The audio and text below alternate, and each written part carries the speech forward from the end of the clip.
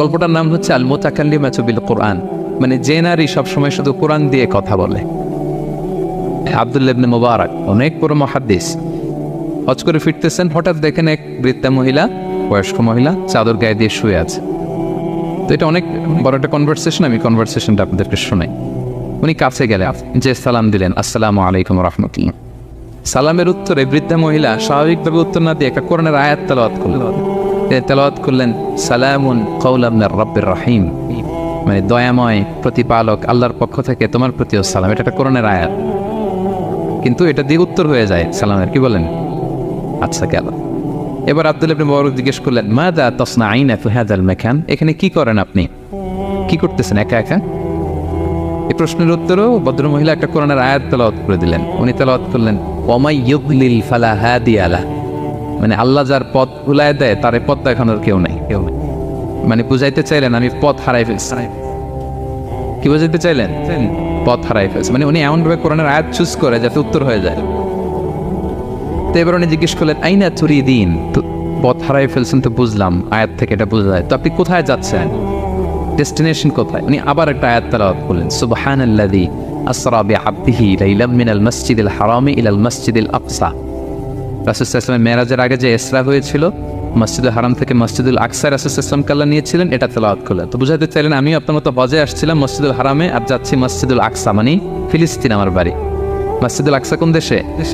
ফিলিস্তিনে। আয়াত এমনভাবে উনি পিক করেন যাতে করে উত্তর হয়ে যায়। উনি বোঝাতে চাইলেন আমিও হজ করতে এসেছিলাম, যাচ্ছি কোথায়? ফিলিস্তিন, মসজিদুল আকসা যে দেশে আছে।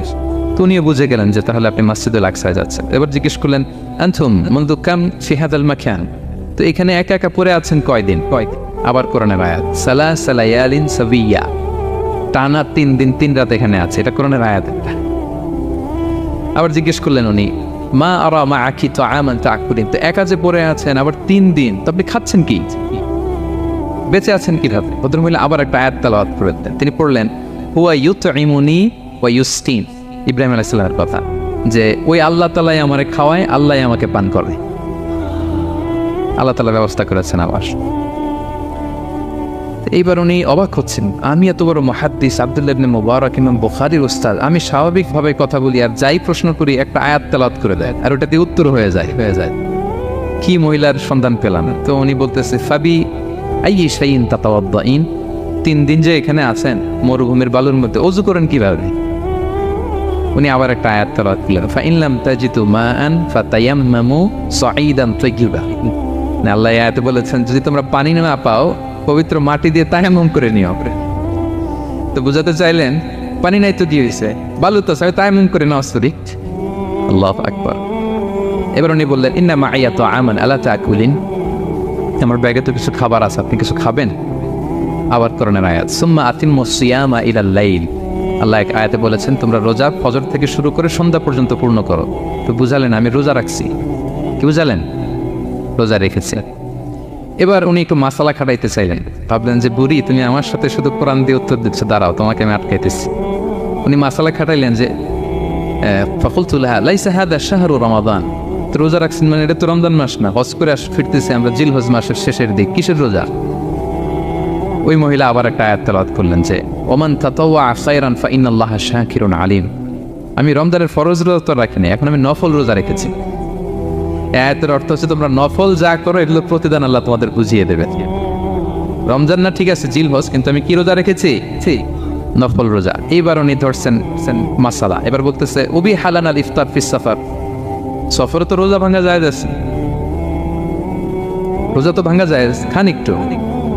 এবার উনি কোরআন থেকে আবার তেলাওয়াত করলেন ওয়া আনতা সুমু খায়রুল লাকুম ইন কুনতুম তা'লামুন, আল্লাহ যে আয়াতে বলেছেন যে সফরের রোজা ভাঙা জায়েজ আছে, ওই আয়াতের শেষে আবার আল্লাহ বলেছেন যদি রাখো সব বেশি পাও। কেউ অসুস্থ হলে রোজা ভাঙবে, সফরের রোজা ভাঙবে। এই আয়াতের শেষে হচ্ছে ওয়া আনতা সুমু খায়রুল লাকুম ইন কুনতুম তা'লামুন, তবে রোজা যদি রাখো এটা ভালো যদি তোমরা বুঝতে। এবার উনি আর যাবে কোথায়? দিশেহারা হয়ে এবার জিজ্ঞেসই করে ফেলছে লিমাদা লা তুকাল্লিমিনি মিসলা মা উকাল্লিমুকি, আচ্ছা মা এবার বলেন আমি আপনার সাথে যেভাবে কথা বলি আপনি এইভাবে কথা বলেন না কেন? কিছু জিজ্ঞেস করলে কোরআনের আয়াত বলেন কেন? আমি কথা বলতেছি আপনি আমার সাথে এভাবে কথা বলেন, কিছু জিজ্ঞেস করলে কোরআনের আয়াত কেন? এটার উত্তরে উনি আর একটা কোরআনের আয়াত উনি পড়লেন মা ইয়ালফিযু মিন কাউলিন ইল্লা লাদাইহি রাকিবুন আতীদ।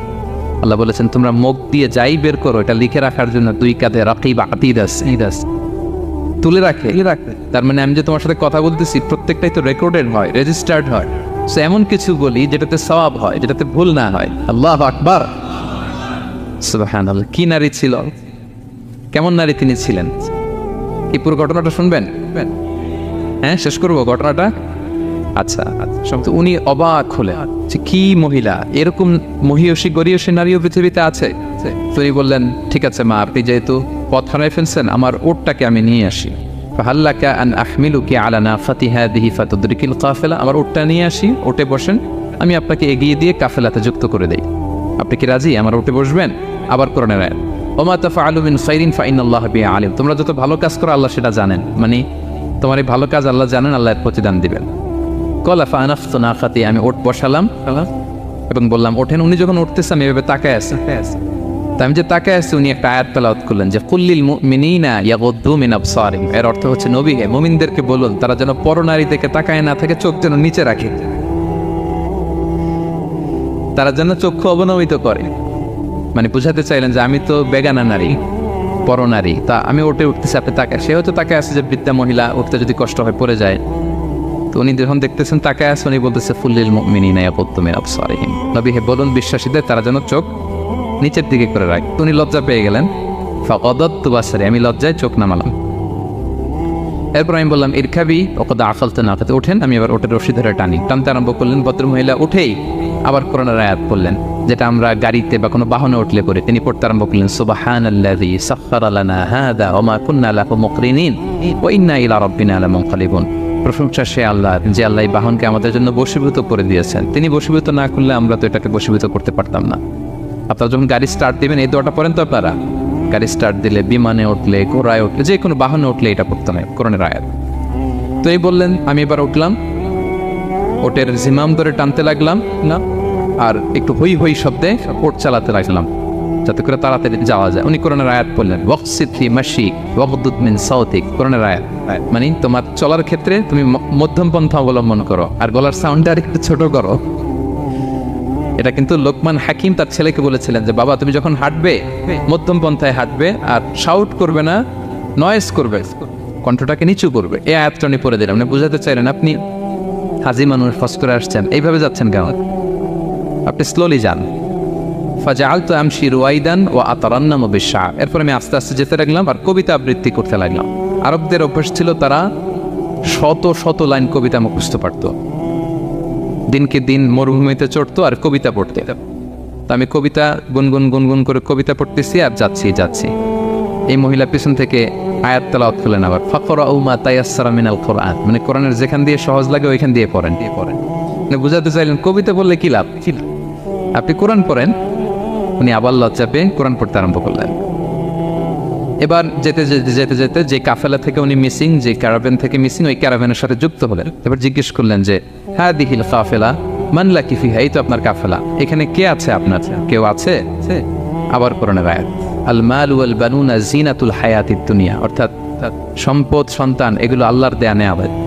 এটা দিয়ে বুঝাতে চাইলেন হ্যাঁ আমার কিছু সন্তানাদি আছে। উনি বুঝতে পারলেন ফাআলিমতু আন্নাল্লাহা আওলাদান ফিহা, আমি বুঝলাম যে ওনার সন্তান এখানে আছে। এবার একটা চান্স পেয়ে গেছে আব্দুল্লাহ ইবনে মুবারক।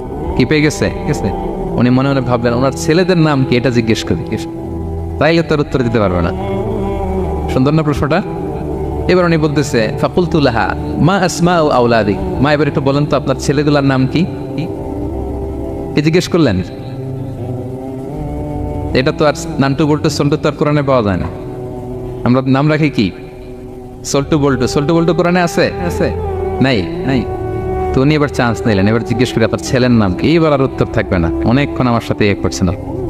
তো জিজ্ঞেস করতেছে লাহা ওয়ামা আসমাউ আওলাদিক, আপনার ছেলেদের নাম কি একটু বলেন তো।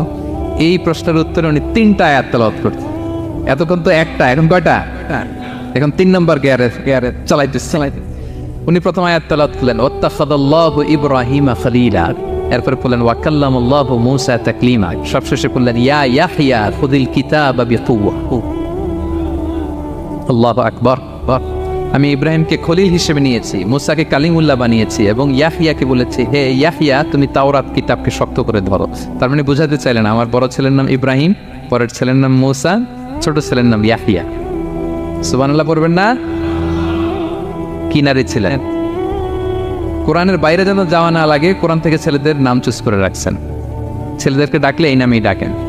এরপর ছেলেদেরকে ডাকলেন কোরআনের আয়াত পড়ে, ফাবআসু আহাদাকুম বিওয়ারিকিকুম হাযিহি ইলাল মাদিনাতি ফালিয়ানজুর আইয়ুহা আসকা তুআমান ফালিয়াতিকুম বিরিজকিম মিন। এটা সূরা কাহফের একটা আয়াত।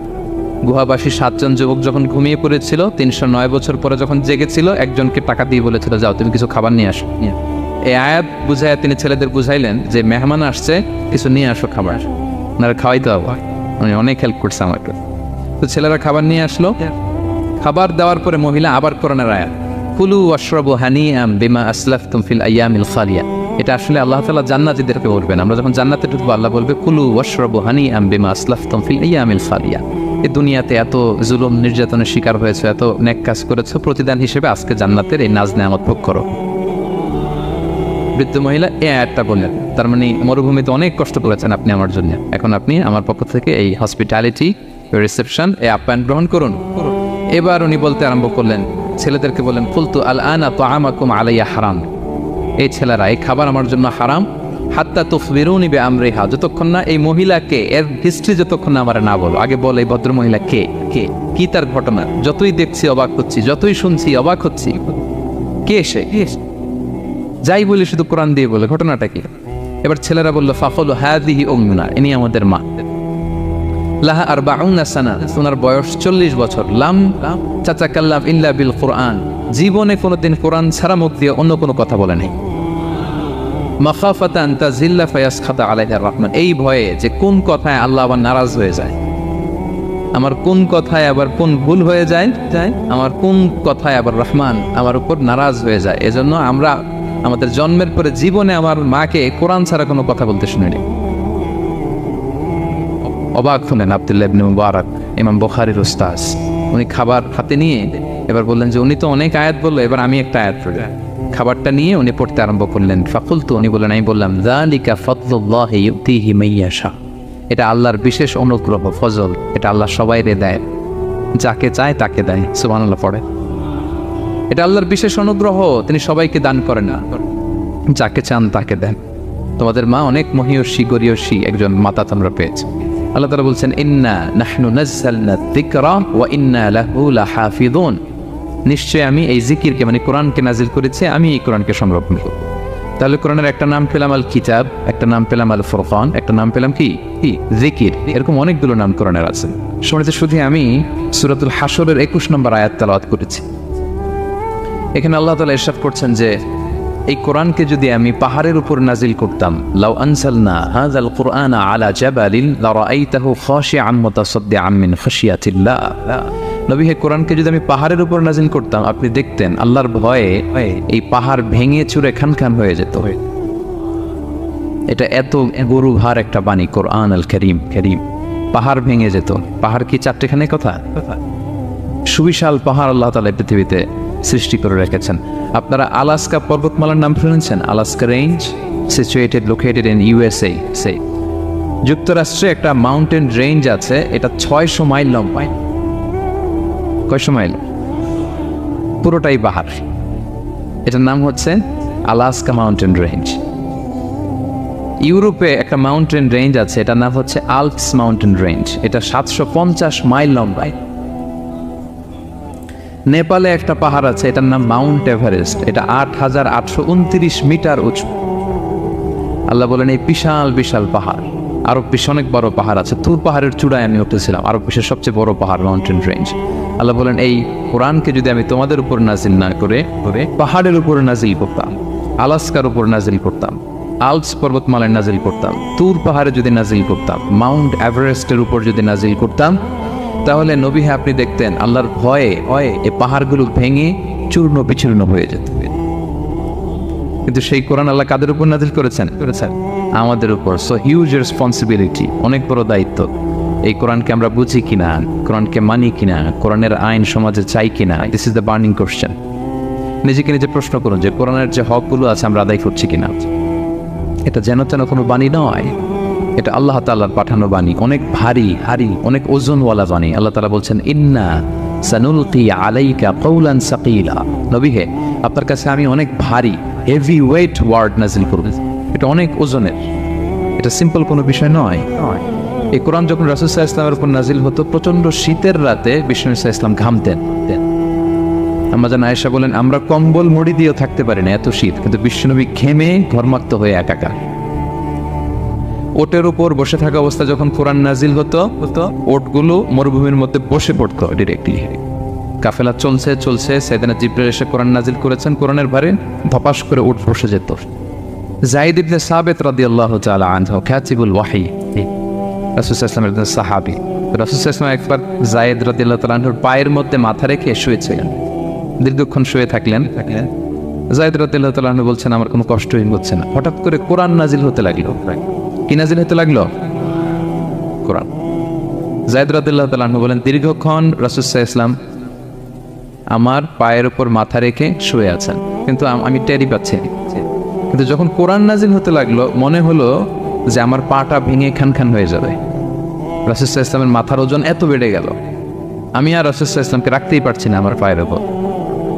ইন্না সানুলকি আলাইকা কওলান সাকিলা, নবী হে আমি অনেক ভারী হেভি ওয়েট ওয়ার্ডের কোরআন আপনার কাছে নাজিল করব।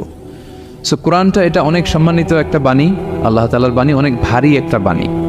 এটা পাহাড় সইতে পারে না, পাহাড় ভেঙে চূর্ণ বিচূর্ণ হয়ে যেত, সে কোরআনকে আল্লাহ তাআলা আমাদের উপর নাজিল করেছেন।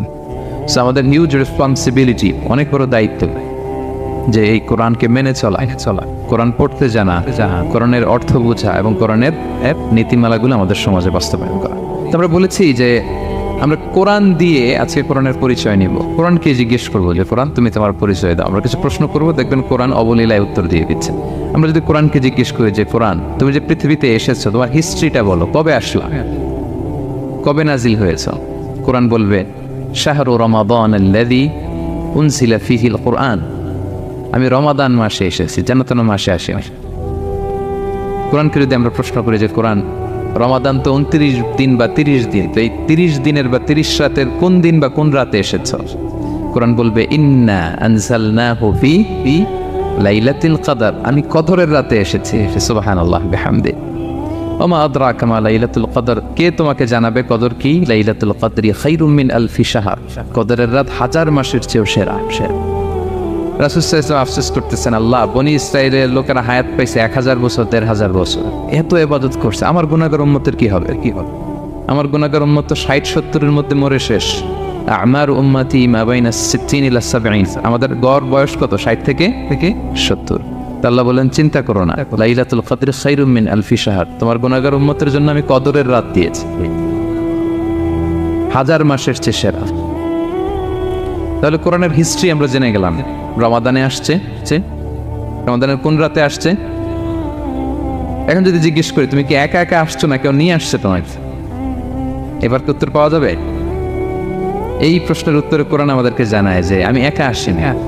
নাযালা বিহির রূহুল আমিন, রূহুল আমিন হচ্ছে জিবরাইল আলাইহিস সালামের একটা নাম, বিশ্বস্ত আত্মা। রূহুল আমিনের সাথে আমি এসেছি, সবচাইতে বিশ্বস্ত, যেহেতু এটা আল্লাহর বাণী। এটা আসার সময় যদি অন্যের কথা ঢুকায় দেয় তাহলে ভেজাল আছে না নাই?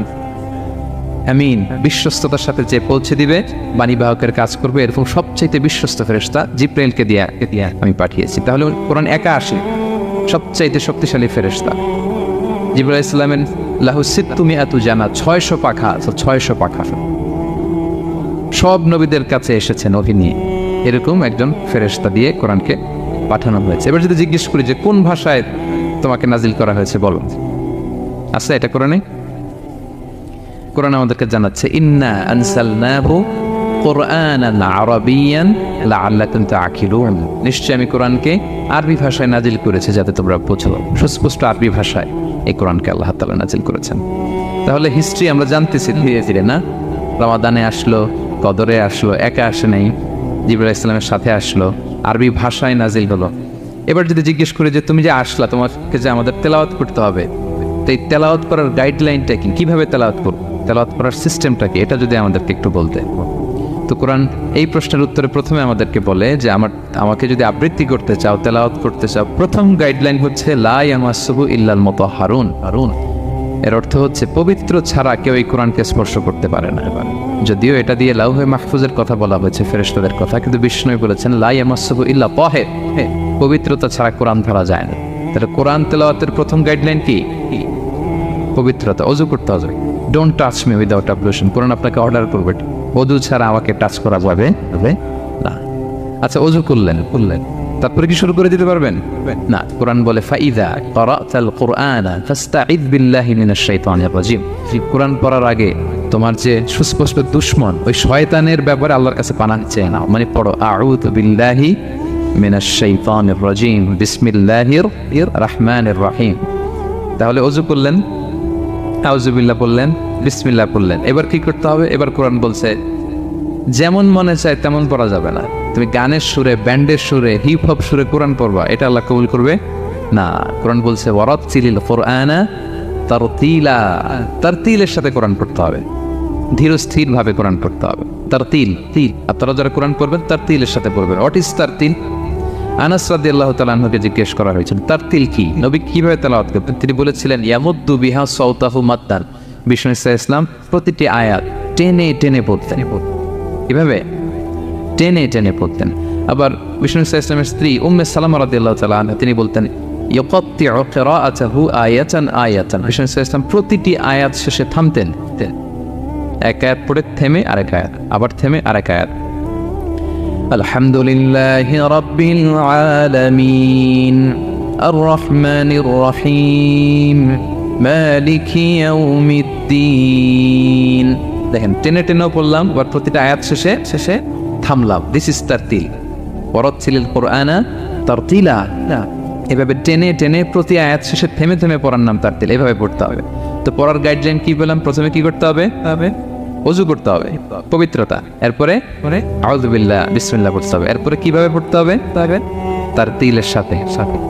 কথা কি বুঝতে পারতেছেন সবাই? বিরক্ত হচ্ছেন না তো আপনারা?